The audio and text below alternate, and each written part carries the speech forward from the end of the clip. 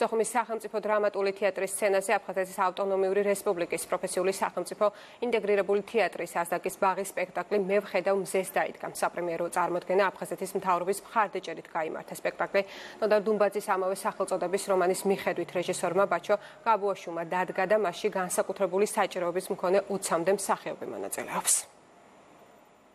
Evangeli პრემიერა იყო ნამდვილად შთამბეჭდავი, ემოციური, სიყვარულით ახსავსე და მე მიხარია, რომ ასდაკის ბაღი აფხაზეთის მთავრობის ქოლგის ქვეშ მოქმედი ორგანიზაციაა და სამომავლოდ აფხაზეთის მთავრობა აქტიურად დაუჭერს მას მხარს. თელმა დარბაზმა ისი ამოვნა, მიიღო ის განსაკუთრებული ემოციები, რაც უკავშირდება სიყვარულს, ურთიერთპატივისცემას და ეს ყველაფერი, რა თქმა უნდა, აფხაზეთთან არის დაკავშირებული. სიკეთით სავსეა ნოდარ დუმბაძის ყველა ნაწარმოები, მაგრამ ამათი შესრულება ეს ნაწარმოები გაათმაგდა თავის სიკეთით, თავის შინაარსით, თავის იდეით. იმდენად კარგად წარმოადგენს სპექტაკლი, რომ უფროსებსაც კი შეშურდებოდათ.